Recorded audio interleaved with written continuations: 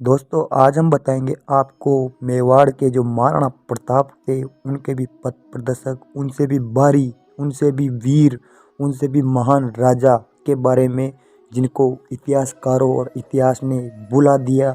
महाराणा प्रताप के नाम से आपको बहुत सारे हवाई अड्डे, बहुत सारे उद्यान, बहुत सारी चीज़ें मिल जाएगी।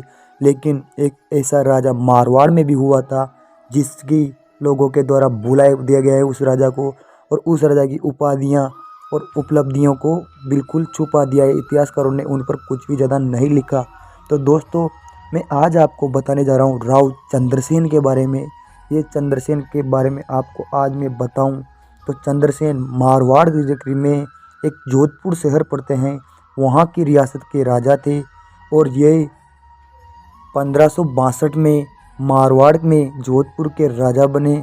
इनका राज्याभिषेक जुलाई 1562 में हुआ और इनको मारवाड़ का प्रताप का प्रदर्शक, प्रताप का अग्रगामी, भूला बिसरा राजा और विस्कृत नायक कहा जाता है।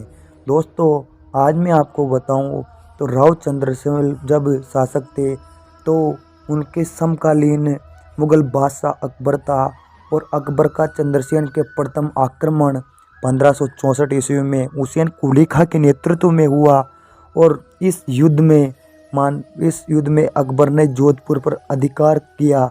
लेकिन दोस्तों राव चंद्रसेन ने हार के बाद भी उनका खुद का आत्मविश्वास कम नहीं किया और अकबर की गुलामी स्वीकार नहीं की। अकबर ने जोधपुर पर अधिकार करके वहाँ का प्रशासक हुसैन कुली खां को बना दिया, जिसके पश्चात में चंद्रसेन बद्राजुण जालोर जा पहुँचते हैं। और नागौर दरबार में जब 3 नवंबर 1570 ईस्वी को बारमल के सहयोग से अकबर ने शुक्र तालाब का निर्माण करवाया और अकाल राहत कार्य के बहाने मारवाड़ राजाओं को अधीन करना चाहा, तब उनके अधीनता स्वीकार करने के लिए जगह जगह से राजा महाराजा पधारे। लेकिन दोस्तों आपको बताऊं तो जगह जगह जैसे बूंदी से सुरजन सिंह गाड़ा, बीकानेर से कल्याणमल और उसके पुत्र राय सिंह और पृथ्वीराज भी आए। दोस्तों अपने साथ पुत्र राय सिंह को भी ये और पृथ्वीराज को भी लाए। चंद्र सिंह राठौड़ वहाँ पर उपस्थित तो हुए दोस्तों, लेकिन उनको सम्मान नहीं मिलने पर पुनः बद्राजुण लौटे।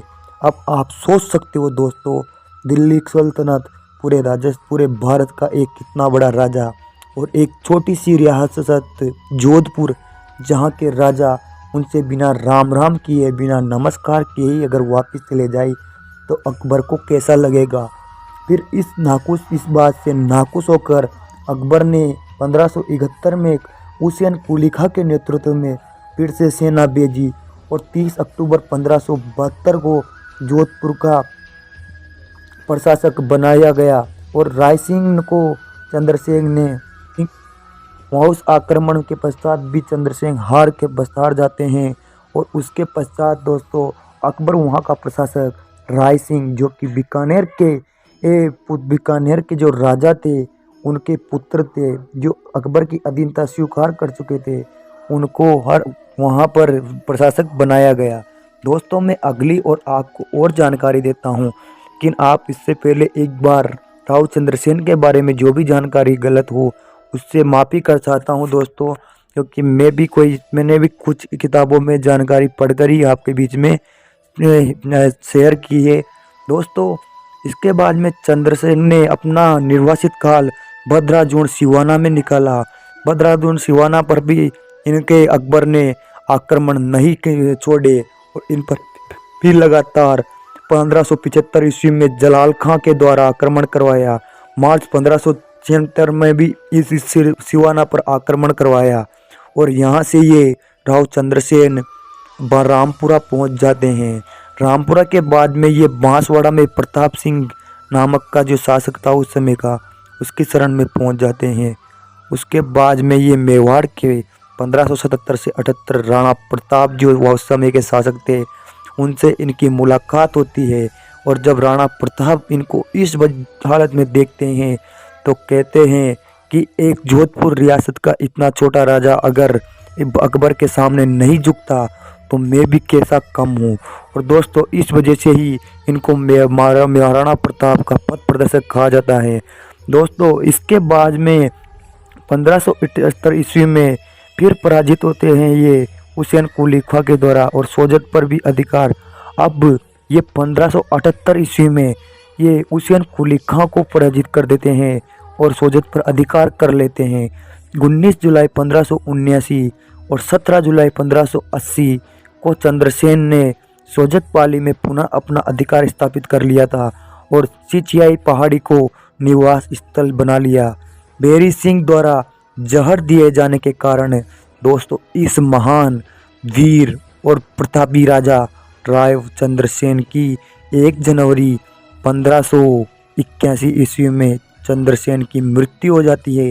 दोस्तों शुरुआत में बताऊं तो खुद के भाई भी इनका सपोर्ट नहीं करते हैं और राज्याभिषेक इनसे छीनना चाहते हैं, लेकिन ये अपने भाइयों को तो हरा देते हैं।